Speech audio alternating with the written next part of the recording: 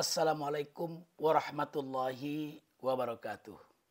Jumpa lagi dengan saya Safriadi berazam.com. Suhu politik di tanah air menjelang pendaftaran bakal calon kepala daerah ke Komisi Pemilihan Umum terus memanas menyusul rencana Dewan Perwakilan Rakyat Republik Indonesia melalui Badan Legislasi untuk menganulir putusan Mahkamah Konstitusi nomor 60 tahun 2024. Pembahasan rancangan undang-undang Pilkada oleh Banlek sehari setelah Mahkamah Konstitusi membacakan putusan nomor 60 menuai aksi protes dari mahasiswa dan akademisi. Kita berterima kasih kepada pejuang-pejuang demokrasi, utamanya mahasiswa, akademisi, dan seluruh komponen anak bangsa yang terlibat dalam aksi damai pada Kamis tanggal 22 Agustus tahun 2024 sampai hari ini Jumat tanggal 23 Agustus 2024. Demonstrasi besar-besaran ke gedung DPR RI itu pada akhirnya telah mendorong DPR RI untuk membatalkan rancangan undang-undang Pilkada yang sudah selesai dibahas di tingkat Badan Legislasi dan tinggal ketok palu di paripurna DPR RI. Kita berterima kasih kepada Mahkamah Konstitusi dan juga kepada mahasiswa, akademisi, dan seluruh komponen anak bangsa yang menjadi pejuang demokrasi dari Sabang sampai Merauke. Sehingga putusan Mahkamah Konstitusi nomor 60 tahun 2024 tetap dijadikan acuan, panduan, atau pedoman oleh Komisi Pemilihan Umum untuk menerima pendaftaran bakal calon kepala daerah dan bakal calon wakil kepala daerah. Putusan Mahkamah Konstitusi boleh kita sebut sebagai putusan yang responsif. Dan ini memang terjadi di luar dugaan banyak pihak. Seperti kita ketahui bersama, putusan Mahkamah Konstitusi nomor 60 tahun 2024 mengubah ambang batas pencalonan kepala daerah dan wakil kepala daerah ke Komisi Pemilihan Umum.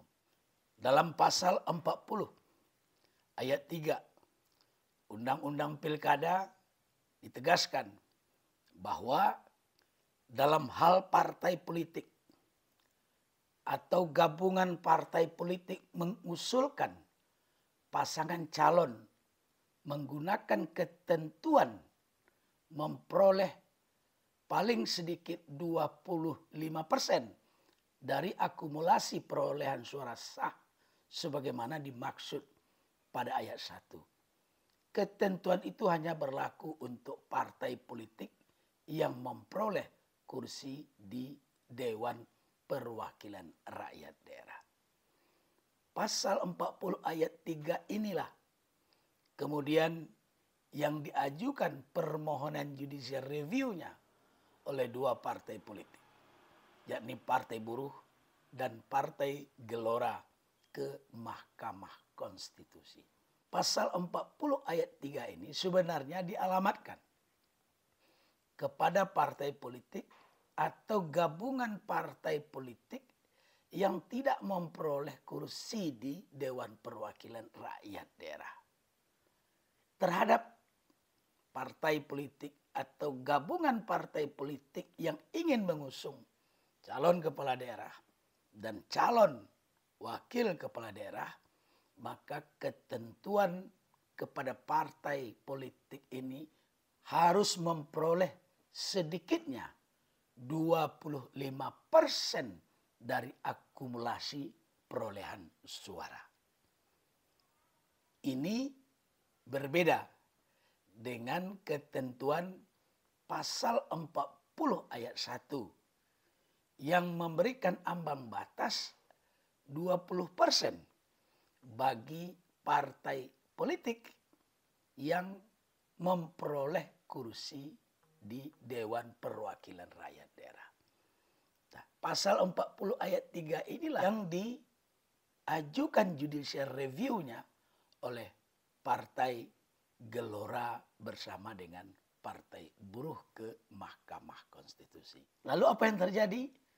Yang terjadi adalah Mahkamah Konstitusi menurunkan ambang batas pencalonan kepala daerah dan wakil kepala daerah yang pada pasal 40 ayat 1 dan ayat 3 berbasis kepada perolehan suara partai.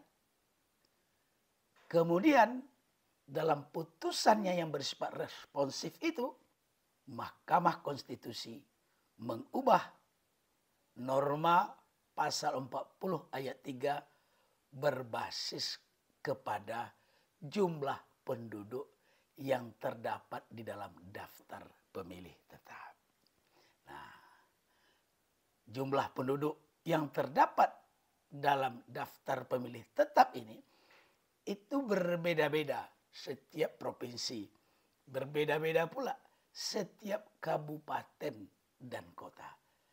Tetapi rank yang dibuat oleh Mahkamah Konstitusi berkisar antara 6,5% sampai dengan 10%. Jadi tergantung kepada jumlah penduduk yang terdapat di masing-masing provinsi. Saya ambil contoh umpamanya Provinsi Riau yang dalam hitungan saya jumlah penduduknya lebih dari 6 juta, tapi jumlah daftar pemilihnya kisaran 4 juta lebih. Kalau kita mengacu kepada putusan Mahkamah Konstitusi yang terdiri dari beberapa poin, mulai dari 0 sampai 2 juta, kemudian 2 juta sampai 6 juta, lalu 6 juta sampai 12 juta, kemudian 12 juta ke atas, maka untuk Provinsi Riau yang dalam hitungan saya jumlah penduduknya 6 juta, jumlah DPT-nya di atas 4 juta, maka ambang batas pencalonan kepala daerah dan pencalonan wakil kepala daerah kalau mengacu kepada putusan Mahkamah Konstitusi ini adalah 8,5%. Nah, 8,5%. Nah, alhamdulillah kita bersyukur bahwa DPR membatalkan rancangan undang-undang pilkada seperti ditegaskan oleh Wakil Ketua DPR RI Sufmi Dasko Ahmad dari Partai Gerindra. DPR batal menggelar rapat paripurna mengesahkan rancangan undang-undang pilkada dan KPU akan tetap mengacu kepada putusan Mahkamah Konstitusi. Nah, bagaimana dengan Provinsi Riau? Apakah dukungan politik yang sudah diberikan oleh masing-masing partai politik kepada bakal calon gubernur dan bakal calon wakil gubernur terpengaruh dengan putusan Mahkamah Konstitusi? Seperti yang kita ketahui, beberapa hari menjelang pendaftaran bakal calon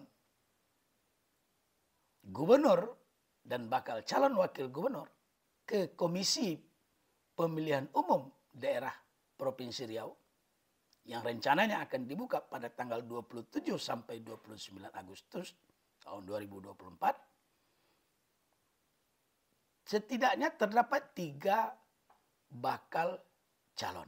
3 bakal calon yang sudah mendapat dukungan partai politik adalah: pertama, pasangan Samsuar bersama Mawardi Muhammad Saleh, didukung oleh Partai Golkar dan Partai PKS. Yang kedua adalah pasangan Abdul Wahid bersama SF Haryanto, didukung oleh Partai Demokrasi Indonesia Perjuangan,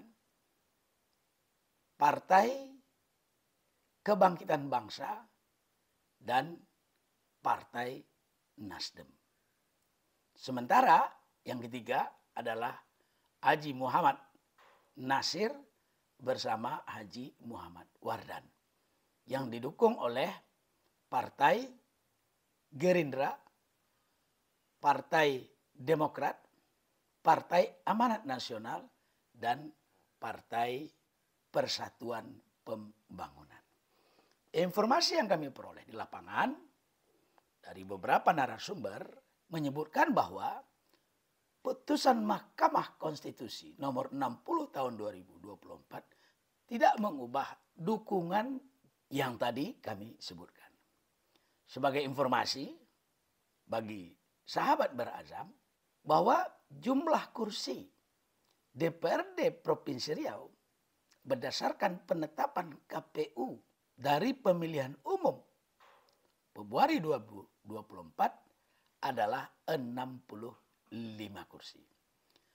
65 kursi itu diperoleh oleh Partai Demokrasi Indonesia Perjuangan 11 kursi, Partai Golongan Karya 10 kursi, Partai Keadilan Sejahtera 10 kursi, Partai Gerakan Indonesia Raya atau Gerindra 8 kursi, Partai Demokrat 8 kursi, Partai Nasdem 6 kursi, Partai Kebangkitan Bangsa 6 kursi, Partai Amanat Nasional 5 kursi, dan Partai Persatuan Pembangunan 1 kursi. Nah, kalau kita lihat dari peta perolehan kursi ini, maka kursi-kursi yang ada dari masing-masing partai politik itu sudah habis terbagi kepada masing-masing bakal calon. Itu yang pertama. Yang kedua, seperti yang kita pahami bersama, bahwa masa pendaftaran ke Komisi Pemilihan Umum itu tinggal 4 hari lagi. Sekarang tanggal 23 Agustus. Pada tanggal 27 itu sudah dibuka. Biasanya H-3, H-2, H-1 dari masa pendaftaran dibuka itu dimanfaatkan oleh masing-masing bakal calon untuk mengisi aplikasi Silon yang dimiliki oleh Komisi Pemilihan Umum. Aplikasi Silon ini adalah sistem informasi pencalonan kepala daerah. Jadi masing-masing tim sukses pada H-1, H-2, H-3 itu akan bekerja untuk memasukkan data-data yang diperlukan sebagai persyaratan pencalon ke aplikasi Silon ini. Tentu setelah berkoordinasi dengan KPUD. Nah, setelah aplikasi Silon ini terisi oleh masing-masing tim sukses bakal calon, maka pada tanggal 27, pada tanggal 28, dan pada tanggal 29, pasangan bakal calon tinggal mengantarkan dokumennya secara resmi ke Komisi Pemilihan Umum. Nah, melihat rentang waktu yang sangat terbatas itu, memang rada-radanya agak sulit. Kalau kita melihat ada perubahan peta dukungan dari masing-masing bakal calon sebagai imbas dari putusan Mahkamah Konstitusi yang menurunkan ambang batas pencalonan kepala daerah. Di samping itu, kita juga sudah mengetahui bahwa hampir semua partai politik yang sudah memberikan dukungan kepada pasangan bakal calon, baik bakal calon gubernur maupun bakal calon wakil gubernur, itu sudah menerbitkan B1 KWK. Lain halnya kalau B1 KWK ini belum diterbitkan oleh partai politik. Tapi kalau sudah diterbitkan, susah B1 KWK ini ditarik oleh DPP partai kepada masing-masing penerima B1 KWK. Urusannya bisa menjadi lebih rumit dan panjang, dan itu pasti waktunya tidak cukup dalam beberapa hari ini. Putusan Mahkamah Konstitusi nomor 60 yang menurunkan ambang batas persyaratan calon kepala daerah dan calon wakil kepala daerah tidak semata tidak mengubah peta dukungan partai politik untuk bakal calon gubernur dan bakal calon wakil gubernur.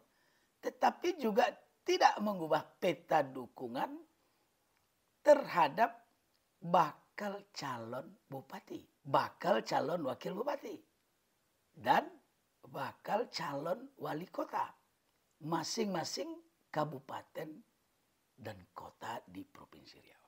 Apalagi pada hari Kamis tanggal 22 Agustus tahun 2024, sehari setelah Mahkamah Konstitusi membacakan putusan nomor 60 tahun 2024, sudah memberikan B1 KWK-nya kepada bakal calon bupati dan bakal calon wali kota di Provinsi Riau.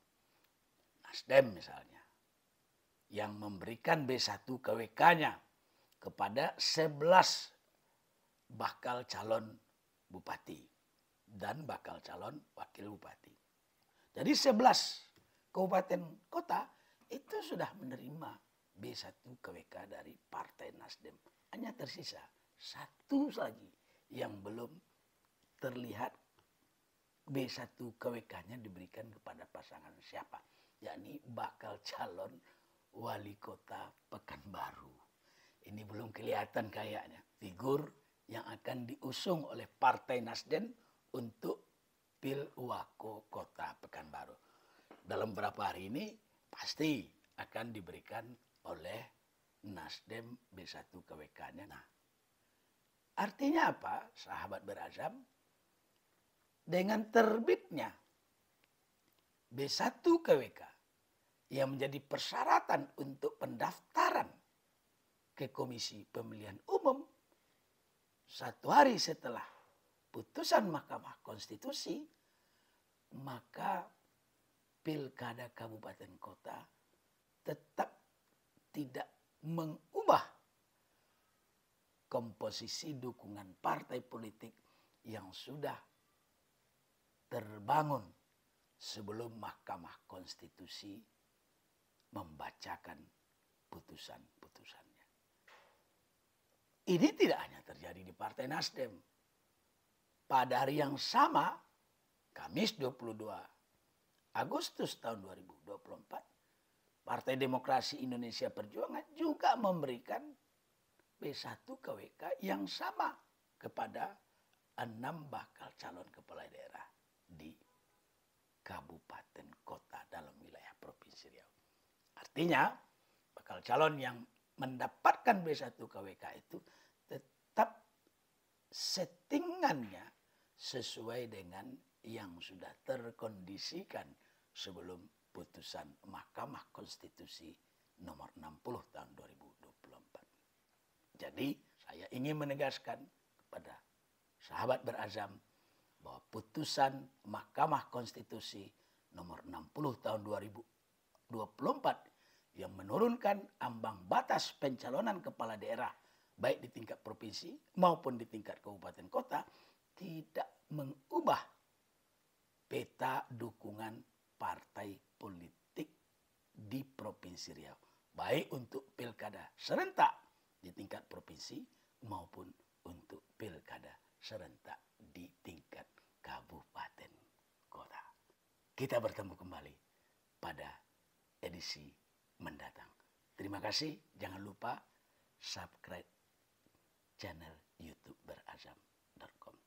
Wassalamualaikum warahmatullahi wabarakatuh.